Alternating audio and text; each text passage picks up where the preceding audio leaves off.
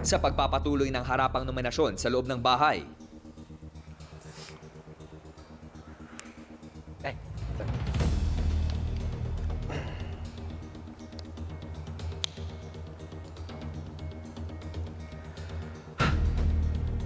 2 points sa taong ito dahil napansin ko sa weekly task namin na parang gusto niya siya yung masunod. Hindi mo na siya makinig sa ibang kagrupo niya. At ito po ay tip.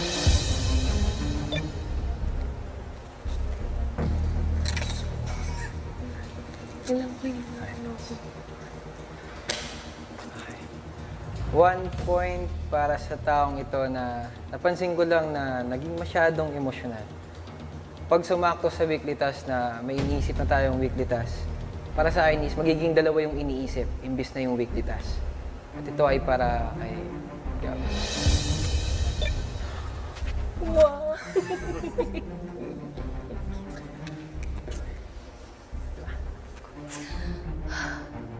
OMG. Oh, this is much worse.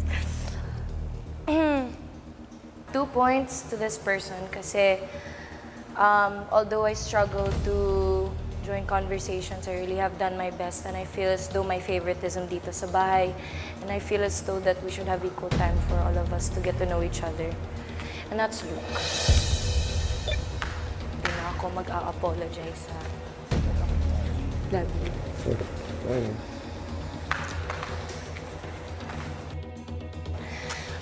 Yung isang point naman po, kagaya ng reason before, I feel as though I have tried my best, pero feel ko pa rin my favoritism at my distance, and that's for God. Hindi na rin ako mag-apologize. Pero love you.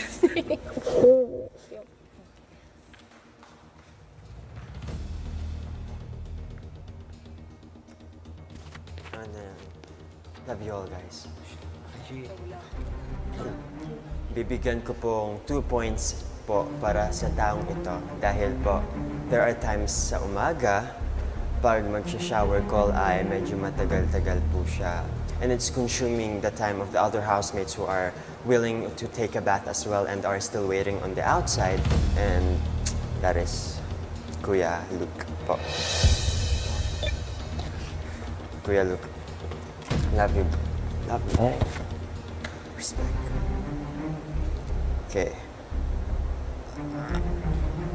This 1 point naman po is for this person since for what I observed during when naghuhugas siya ng plato ay paminsan, she's a very strong person rin, pero pag minsan natatakot ako bigla yung plato, baka biglang, you know, sa sobrang taas pa ng plato, nalalet go niya agad-agad, eh minsan natatakot ako, baka yung, it's like parang mababasag siya, pero hindi naman. Pero I'm just concerned sa mga bagay-bagay dito sa loob ng bahay ni Kuya, and that is si Stefan.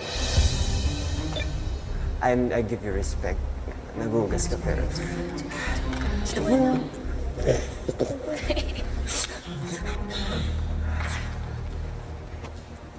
Ikaw ang susunod, Tim.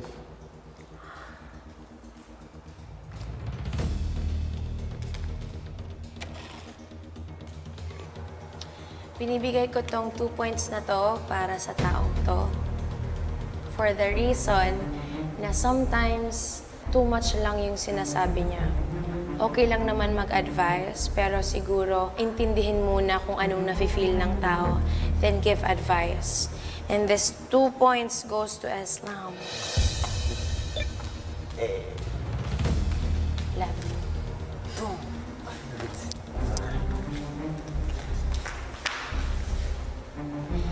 Binibigay ko po itong 1 point na to sa taong to dahil hindi ko siya masyado nakikita sa household chores. Tas wala siyang masyadong initiative when it comes to household chores. Hintayin muna yung sasabi ng ibang tao bago gawin yung household chores na yun. And kailangan may kasama. So ito I see. Look, a cool.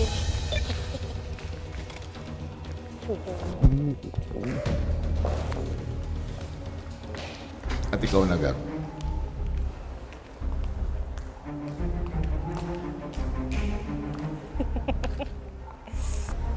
Binibigay ko yung 2 points ko para sa housemate na ito kasi pansin ko, since first nomination up until now, hindi pa siya na-evict and I really want to know how much can she go. And that is Stephanie. Diba? Sorry.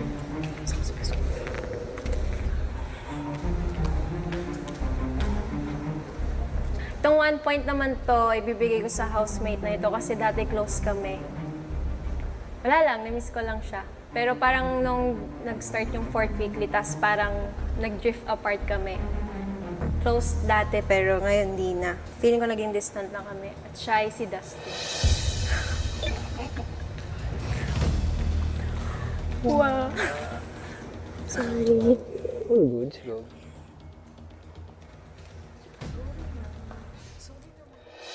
Dito nagtatapos ang inyong harapang nominasyon at nais kong ipaalam sa inyo na ang bilang ng mga nominado ay 5. At nais ko rin sabihin sa inyo, sa pagtatapos ng linggo, ang bilang ng lalabas ng aking bahay ay 2.